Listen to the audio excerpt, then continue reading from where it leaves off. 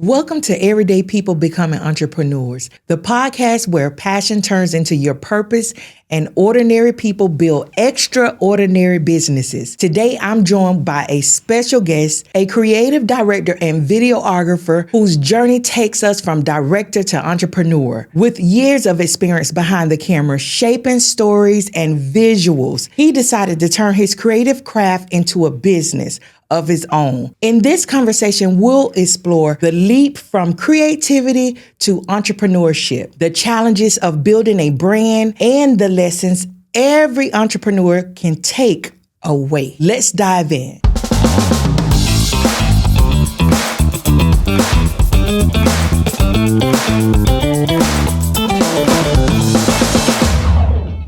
Okay, so listen, I'm excited today. You are my guest. We have Justin Omar, which is a creative director and videographer. And guess what? This is the person behind the scenes of Mumbo Spice. So I'm excited to have you as my guest here on Everyday People Becoming Entrepreneurs. So how are you doing, Justin? I'm great. I'm happy to be here. I mean, I was here regardless, so. Good. I'm happy to be here and happy to hopefully help your viewers out with some ideas and just kind of like how we got Mumbo Spice started and how we met too. So Yes, absolutely.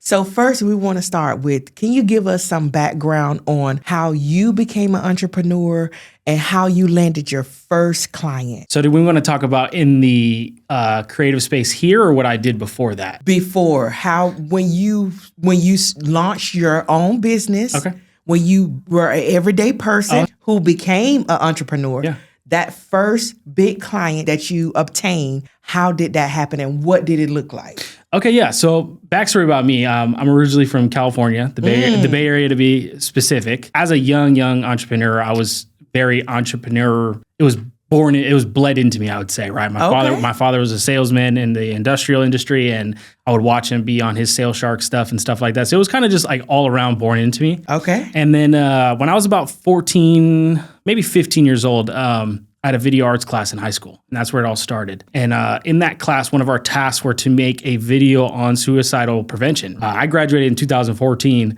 So this was probably 2011, 12-ish. That video made it all the way up to our school board at the time, just because of how good it was, our shots, our message, and our audio. Because what I tell about you all the time is audio is key, right? It is. People don't understand if you watch a scary movie nowadays with no audio, is it actually scary? No. It's the thriller, it's the excitement, the music, the build up. It's the build up. So all of that played a especially that dun. Exactly, or the eerie white noise, or whatever the case, or when it's just completely quiet and you're like, oh, it's about to happen. It's about to happen. But back to the story. Don't want to go too long on it, but we did this video. It got up to a school board, and that's kind of like where I took my path and saying, I kind of like doing this. Okay. And then I just want to briefly say a huge shout out. Without this person in my life, I wouldn't be where I'm at today at all. It's my cousin Chris. Okay. He's a video director out of California still. And I'll lead into what he does with what I do. Or what I did is I had a friend in school after that. He started doing music, became an artist, and we did some music videos. That's where I started, was music videos. Okay. And that's why I feel like my current, what I do now has that look because of my music videos back then. Like it has that, like, music videos and content creation is a very different path of videography. And I think I was able to bring some of those skills over, which is super cool. Okay. And I think if I wasn't to do those videos in the past, I wouldn't be where I'm at today. So doing those videos, I just kind of kept going, meeting new artists. I was in that time era where like hip hop music was super like coming up where I was from. Okay. So I kind of like rode that wave, and I was like one of the first, and I gained a lot of traction where I was at. I did a lot of videos for a lot of people. And then, name me some people, Justin. Oh my God.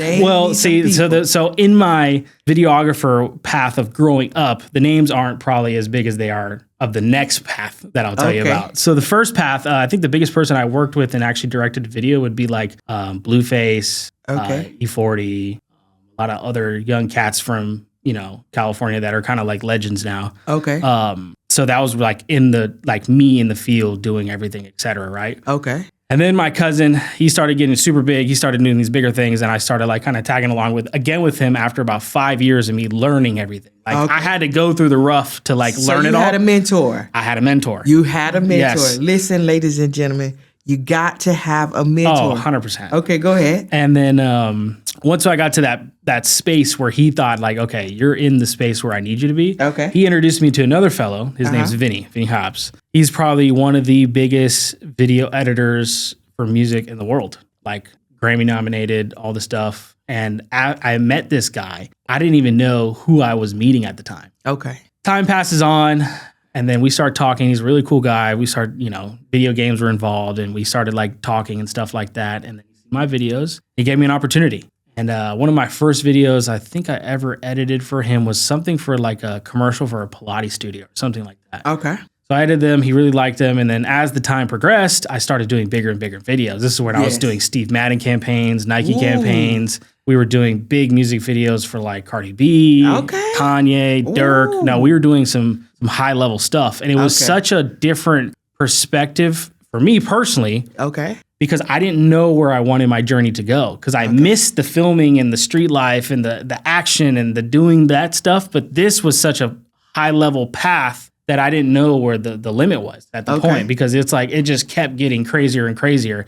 And mind you, when I met him and started doing this, I was only about 21. Okay. I'm young still, and I'm doing stuff that 21. It's a lot of 21-year-olds don't know what to do, exactly what they want to be, or what path to take. So you're already ahead of the game. So at 21, I'm feeling on top of the world. I'm young. I'm doing these videos with these huge people. Yes. I just don't think anything can stop me. Right. Yes. COVID hits. Oh. COVID hits and everything shuts down. Yes. Masks, production sets go off. The whole media thing gets weird. Whole nine yards. And everything shuts down. And that is where a lot of things went wrong and right. Because it taught me that, one, no matter what the case is, media will always be around.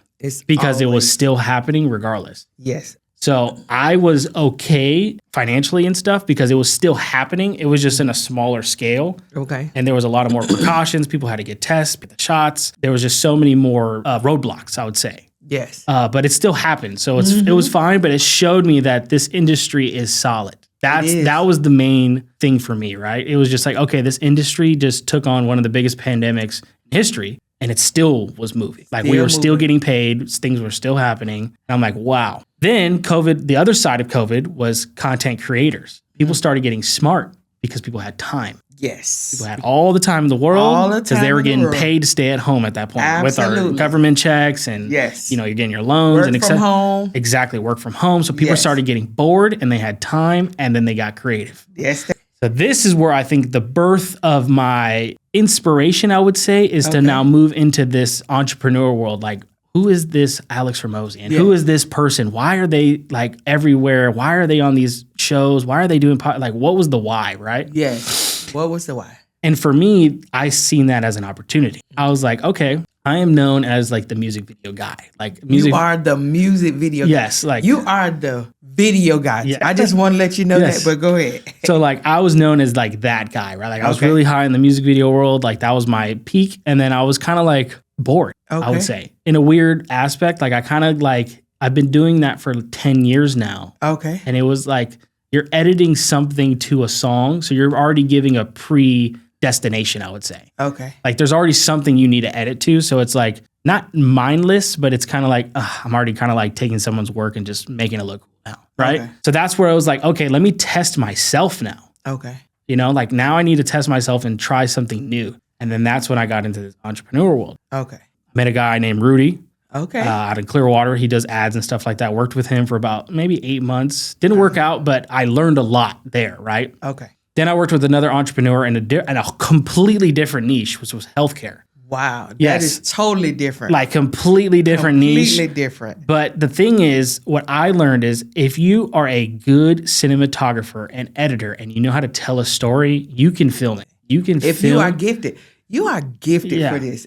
Justin, I hate to interrupt you, but I just must say this. You are gifted for this. And I love to see everyday entrepreneurs who are aligned, divinely aligned. Mm-hmm. That means their gifts and talents align with what they're doing. Right. And when I tell you, the sky is the limit for you because you are gifted for this. You are. I really appreciate it. You're welcome. And I know I can go on and on and on about the story, and I don't want this whole podcast to be about my story because it's not about like the story, right? It's about what am I doing today and how do I continue today as an entrepreneur, right? Yes. So wrapping up from where I left off to now, did the healthcare, then I worked with another entrepreneur and kind of the same thing, but more of like the information, coaching, that world. The healthcare. And I think all three of those niches combined helped me learn not only a lot of things, because all three of them were coaches. So instead of, paying their $50,000, $25,000 course fees, I got to just work there and just be in the limelight of it all. So I soaked a lot of things in like a sponge. Okay. Learning all three of those elements, and then knowing my video background already, I just put two and two together and I created my own thing, which is Hardcut Media. Okay. And I love helping people.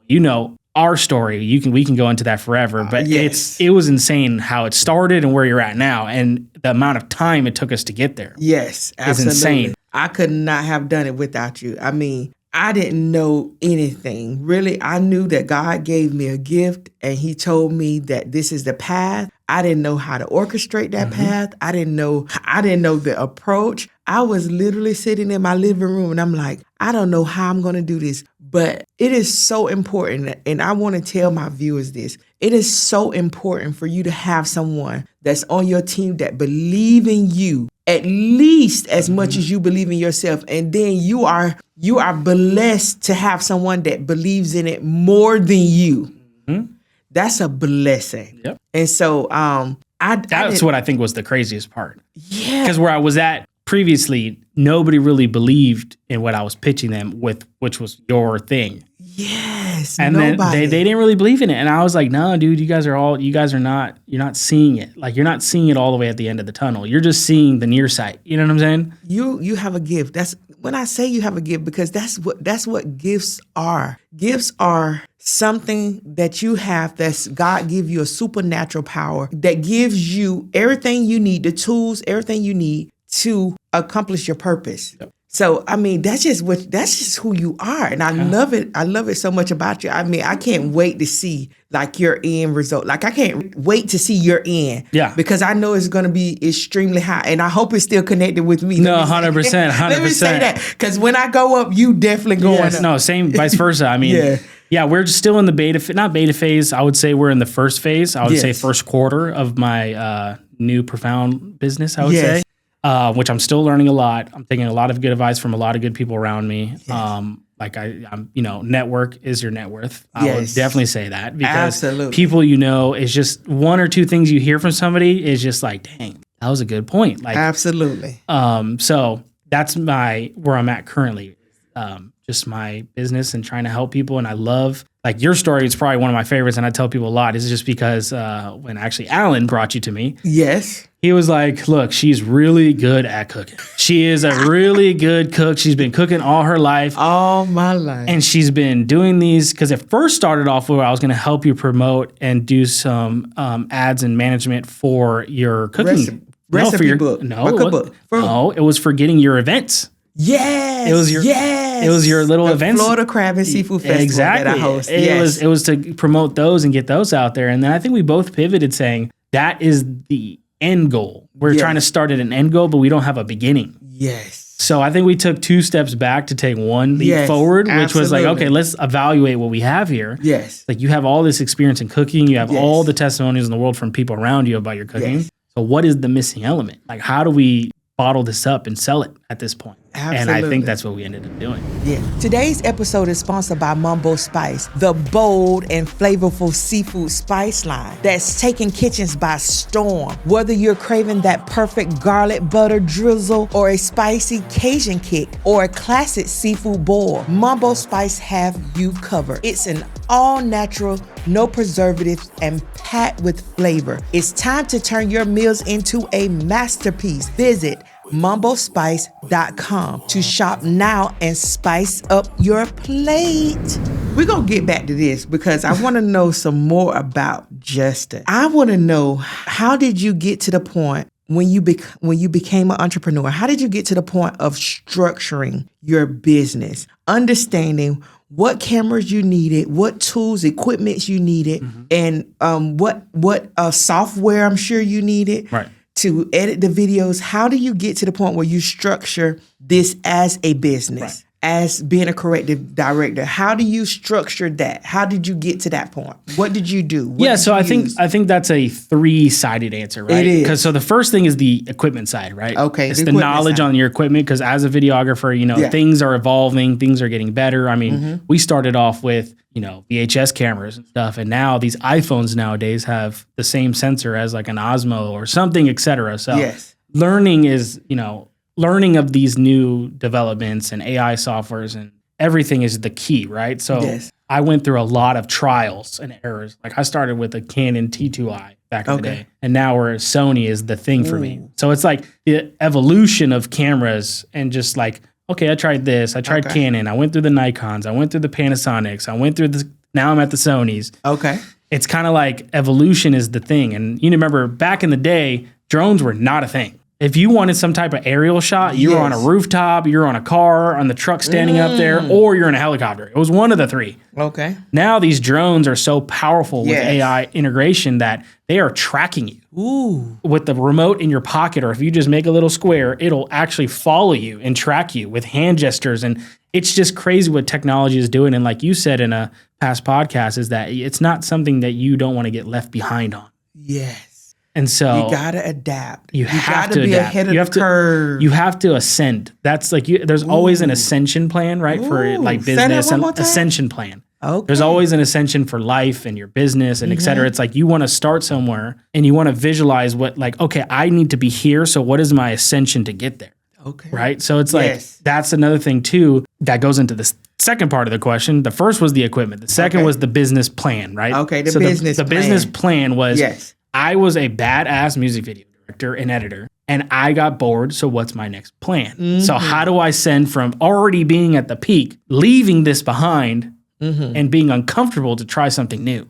Being uncomfortable is probably the definition between an entrepreneur and an entrepreneur. That's the people, you can say the definition of what it really is, but that's what I think it underlying leads to. Okay. Now, you got to dive a little deeper in that. Yeah. So entrepreneur is somebody that works for somebody in a technical aspect that works for somebody that's an entrepreneur, but you're taking all financial gain and no risk. So you're just getting paid like as an employee. Okay. But you might have like a beta program under that CEO that you're running. So let's say, for instance, if I worked for you and I had my own program and I was selling to your clients, I'm an entrepreneur. Okay. Right? Got it. Entrepreneur is the vice versa. Okay. I'm the guy and I'm sourcing everybody. Yes. And I'm taking all the risks. And I'm paying everybody, making sure it's floating.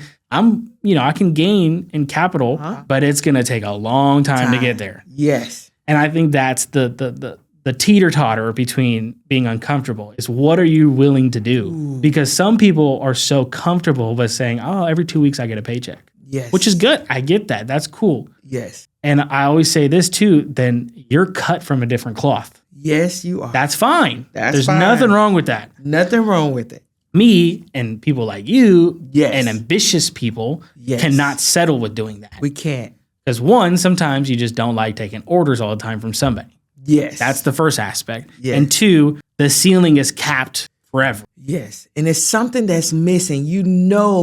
Deep down inside, innately, there is something missing. Oh, yeah. And it's more you should be doing. And it irritates you. And you don't rest. You do not rest because you know that God has given you something greater and you gotta give it to the world. Yep. If it's knowledge, experience kind of leads into that. Yes. Mentorship, guidance, whatever. They all kind of lead into the same thing. But I think one piece of advice that I was given by somebody recently was that people like to leave something called a legacy. Yes. But legacy means you died. Ooh. Think about that. Legacy is somebody that did something great and passed on, right? Yes. So I really see, sometimes people don't think I listen. I listen a lot, right? And when I heard that, I was like, holy snap. And the next word he said was so chilling to me. And it made most sense is that you need to leave a dynasty. Ooh. Because a dynasty is something that lives on past you. So I don't want to leave this ideation. Maybe my kids in the future might not want to do what I do, but somebody down the line might take my advice or my ideas, how I do content and etc. That would be my dynasty. Yeah. It's leaving that something on for the future, generations and generations. Yes. So I don't want to leave a legacy. I would love to leave a legacy financially for my kids, something that, they can be good and stable and etc. That's my end goal. But for my skills and my knowledge and my personality and everything, that's a dynasty thing. That is good. I've never had anyone to quite put that way. But when you said it, it was like, ooh, it was good. That's good. Yep. I'm never going to forget that. No, it's crazy because I never did. There's so many little one-liners, trinkets, however you want to say it, that I've heard, and I'm like, dang, that stick more to me than anything else you just said to me. Yes. It just flew right past. So that uncomfortable spot is the difference between entrepreneurs and entrepreneurs. For my opinion. From your opinion? Yeah, 100%. Because a lot of people aren't willing. In this generation and day and age, they're not willing to be broke again. They're not. Because, if you're here and you're good and you're comfortable and you're getting a check every 2 weeks or a week or whatever the case is, you're fine. Yeah. You're living your life day to day. You budget your money. You're good because you're still there. It must be sacrifices. It must be. That's a must. You're going to have to sacrifice. And a lot of times it is financially. And there is one other thing too. Some entrepreneurs, what they do is they take their funds that from their job and invest into their. So when they're invested to where they need to be, then they'll leave. Yes. That's another thing people do, which that's another side of the saw, I would say. But majority of the 90% of cases I would see in front of me when people come to me for advice and help and marketing strategies and et cetera is they're just not ready to be. And they don't understand how much it takes. Not financially, mentally, the work you have to do. Because sometimes like clients that I talk to and stuff, they always tell me that you make it sound so easy. You do. I'm telling you, but you're gifted with certain things. Yeah. It is put in a simplicity way of, not simplicity, sorry. It's put in a simple way that people can really understand it and digest it and process it. Right. With such simplicity. Yeah. So, and I tell you, you definitely got a gift for that because I've called you so many times that I'm saying, Justin, we're going to do this. You're saying, what? No, we're not going to do that. Yeah. What do you want to do? What's your end game? You always ask me, what's your end game? If your end game is this, you're not going to sell your company. What are you selling your company for? No, you've put in all the hard work. You've put in all the major sacrifices. Yeah. You're going to just sell your company. You told me that when I called you that one time. And I was like, oh, you've called me so many late nights on just the randomest thoughts. And I have to reel you back in. I'm like, Hope, no, because I'm trying to let you leave a dynasty. You are. Like Mama Spice should be a dynasty. You know what I'm saying? It's just like one of those things where I think also too, entrepreneurs, they get like a sprinkle and they get excited. Yes. And they just want to run everything. And it's like, calm down. Well, you know what? That's why it's so important to have a team. You really have to have a team because you really have to have someone that kind of keeps you really kind of level-headed. Level-headed. That's the word. Thank you. Keep you level-headed so that when you do have those sprinkles, you're like, no, Hope, calm down. Stay focused. We are on track, Yeah. So, I really appreciate that. And I think that's part of being a creative director. Right. That, it's so many. Or just being a good person. Come on now. Because I don't want to cut you off. Yeah. Oh, no, but I think a huge misconception in today's world is that agencies just want the money. They want to get over on people. And agencies, I'm not the one to bash. I'm not that guy, but it's like a lot of people just chase the money. Right? They don't chase the actual, if I just help this person change their life forever, this person could probably end up changing my life forever. That is good. I need you to repeat that one more time for me. Oh, if I can change your life forever, that you might potentially just change my life forever. Or on your journey of me helping you change your life, might introduce me to somebody that changed my life forever. So there's an exchange. There's always an exchange. Wow. So it never can always, the money at the end of the day, obviously people need it to pay their bills and get through life and et cetera, right? Yes. But when people are chasing these high ticket all the time, like basically the used car salesman, they are at some point going to cap out, right? Okay. Because either one of five things can happen, multiple things can happen. Like you get overbooked and overwhelmed and understaffed, and now your deadlines are not being met and everything's happening, and now your name's getting bashed on. Yes. So now that's one strike. Yes. Or you're not making enough clients because you scaled too hard. Now you're not bringing enough revenue in to pay your employees, and now they're just super mad at you and et cetera. There's so many plethoras of what can happen in that world. And that's why I'm very, very, very cautious on what I do first to scale. Okay. Let me ask you this question. Do you become very frustrated because you are a creative director and a videographer? Do you become very frustrated when you are watching a video and the quality is just so poor or the editing is so poor? Like, what do you mean on the quality of the video or what they're saying? The quality of the video is so poor. Okay. And the editing of the video is so poor. What frustrates you the most? And I want to say for my everyday people becoming entrepreneurs, if they're in a spot, if they're in a place where they don't have a lot of funds, they don't have a lot of finances, they're just starting, Like, what can they do to avoid that poor video you watched and say, oh my God, this was horrible. They have to do better to promote their business. Right. You know what I mean? So the first question is, what frustrates you the most when you watch those type of videos? And then the second question is, what can you recommend to my everyday people becoming entrepreneurs, what they can do to avoid that? Okay, cool. So that's a really good question, right? So I have a really good answer for this. Okay. So the first side of the question is, do I get annoyed when I see bad quality work? At the end of the day, no and yes, I'll say. No, because at the end of the day, it's not really that videographer's fault. It's maybe that you chose a cheaper route and that you should have expected that. Okay. Right? Good. Mm-hmm. And it's nothing to do on that videographer. He's probably just not at his peak or his prime yet. He doesn't have enough game, knowledge, et cetera, to get to where he needs to be. Right? Okay. So there's that side of it. Okay. The other side of it is that 90% of the time is that it's not really the videographer's fault. It's the person, because maybe they're not media trained or they're nervous or they don't know how to be on camera. Okay. So there's a two-sided to this figure here of quality, right? So quality, it's like, what is today's standard too, right? So I had a client that I was working with and she was in physical therapy. Okay. This is a very good example. And this is another on the tips for your people out there. We tested 2 lanes of content. We tested a lane where I brought my really expensive, super nice camera out, did some crazy good cinematography, made it look good, right? Okay. And then we did stuff on iPhone. Okay. And we did a split test. Okay. And we wanted to see what would work best for our audience. Okay.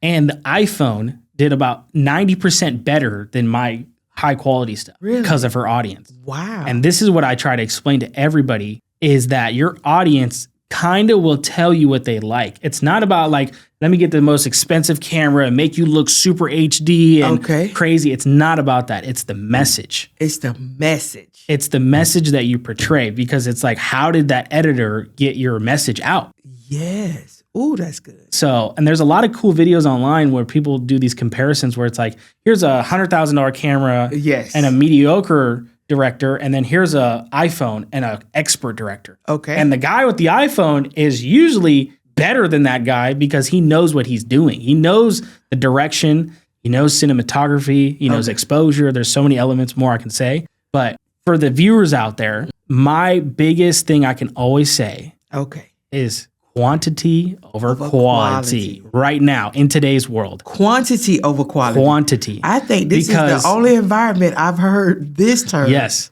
And I will gladly say that, because what happens is that if I don't say that, that leaves your business in somebody else's hands. Okay. Right? Yes. That doesn't leave you saying, I can pick my phone up today and start doing some content and get out there. Got it. That makes you say, in a psychological aspect, I need this videographer to film me so I can do content to get it out there. Got it. People will stop at the first step of uncomfortableness. Yes. They'll stop. They'll be like, nah, I'm good. Because they're not comfortable enough to even be on the camera. And then another tip was, if you get in front of that iPhone and you're comfortable there and you start killing it there, when that videographer comes around, you are it. You're it. I can be on point. There's no nerves. I'm ready to go. I am good. So when you start seeing me like this, you start freezing like, you know what I'm saying? It's like one of those things. So it's like, you're really doing 3 things at once. You're starting. Okay. You're getting media trained because you're training yourself in front of a camera. Okay. And you're preparing yourself for success to do quantity. Yes. Because what happens is that these creators come out here and they're like, oh, I only need to post once a week. Wow. When your competitor's posting 9 times a day and killing you. Killing you. You see what I'm saying? I've never thought about it from that perspective. It's all psychology. Oh my God. Yep. So quantity over as a beginner. Quantity over quality. Yes. Because you want to know how many music videos I had to do for free until I got my first paid one. Let me ask you this, because we experienced this. I experienced this a lot. Yep. Even with you when I first started. I think I have it all together. I'm ready to go shoot this video. And you say 3, 2, 1. And I just say, I freeze. And I'm like, what did you say again? What can you tell my everyday people becoming entrepreneurs? What advice can you give them? Because at least I think so. I have a bubbly personality. Oh, yes. That's why I loved you. Yes. Because you're so energetic and inspired and divine. Oh, and you're so you're so ready to do the thing. Like, you're like, I will not stop. Like, I'm ready to do the thing. Yeah. And to answer your open-ended question there, I think that my advice would be is that if you can, find somebody, like maybe your best friend. Okay. You are comfortable with that person, right? Yes. You go out and drinks, have fun, be vulnerable with each other. Okay. That's who you should start filming with. That's who you Because should when start they have a camera out like this, y'all just think y'all just having a great time. Yes. Now, if you get a stranger or yourself, you start getting the thoughts going. Yes. Do I look good? Yes, you see what I'm saying? So if you're starting, this is for an everyday brand new entrepreneur. If you're starting, get a good friend, get your mom, dad, friend, etc., and just start practicing. Get in front of that camera, talking, mess up. Yes. That's what editing is for. Mess up. Yes. Do all the messing up you Okay. can. Just be comfortable first. That's what I want to advise is get comfortable. Okay. Like, don't try to say like, okay, I'm starting this business and let's just say home services and I'm doing roofs. That's a hypothetical scene, right? Yes. I'm starting this business. I'm going to start doing some content, some ads, etc. Yeah. And this is my first time and I need to go hire a $5,000 agency to help me out and do these videos, etc. And you freeze. That's not their fault. That's not their fault. You didn't do your due diligence. You didn't get comfortable. You didn't do your media training.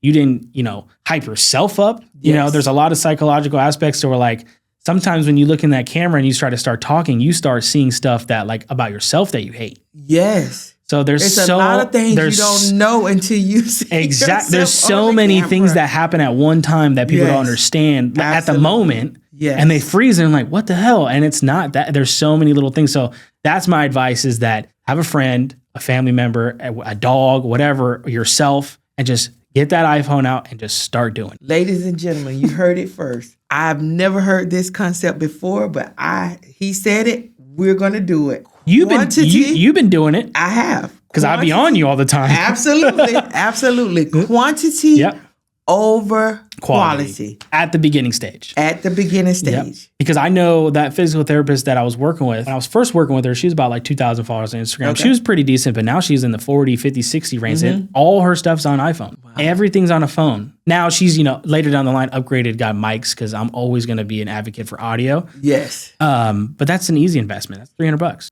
Once you start getting some money and some traction, et cetera, make a business investment. I'm gonna get some mics, do little things. I'm gonna get a light. But you have to progress. You have to ascend. You have to ascend. Oh, you put a new word in. Sorry. You have to ascend. Yeah. I love that. You have to ascend. You can't stay there. It's only in the beginning. Yes. Quantity over. See, I'm so programmed to say quality over quantity. Quantity over quality. Yep. Only in the beginning, but as you ascend, you got to do better, because when you know better, you do better. Exactly. Okay. And then also too, like in that on a marketing side now, not even on a videography side, it's kind of like what's your target audience, right? Yes. So let's say, for instance, back to home service, right? Yes. If I'm in roofing, they might like to see some super cinematic, badass drone video, et cetera. Cool. Now, if I'm selling food, or in your case, iPhone video might be more cool because it's more like your target audience is probably a single parent, a mom or dad, grandma at home, somebody that's, usually cooking in that field that likes to do it, et cetera. So they're not worried about all the fancy stuff. Just show me how good this product is. Yes. And I've showed you examples of what our product in the future, I hope you're going to still do is. Absolutely. And that's all iPhone. Yes. And that's all iPhone. And that's a 6-figure business all day. There's no excuses. No excuses. Listen, no excuses. You start with your iPhone, quantity over quality. Correct. And as you are seeing, you know better, you do better. Yep. That's literally the path right there. There's your funnel. Yeah, content is really just a lot of reverse engineering. That's all it is. Okay. At the end of the day, whatever niche you're in, whatever business you're in. That's why a lot of these coaches can do one to many, because it's like really the same recipe at the end of the day. You know what I'm saying? Yes. For content creating. Okay. So yeah, I mean, that would be my number one advice is just, whatever business you're in, whatever business is watching this, you're trying to get out there and go do content. I'm going to leave you with 3 things. Okay. Is that educate, entertain, and inspire. If you can do those 3 things in your content, you're golden.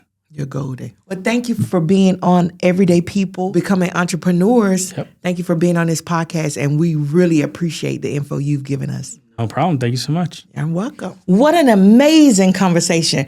Ongoing from director to entrepreneur. Today's guest showed us that creativity isn't just about art. It's about building something lasting, impactful, and sustainable as a business. His journey is proof that when you combine vision with action, you can transform passion into opportunity. If this episode inspired you, share this with someone who needs encouragement to start their own journey. Be sure to subscribe so that you don't miss the next episode of Everyday People Becoming Entrepreneurs. Until then, keep dreaming, keep building, and always remember your story matters.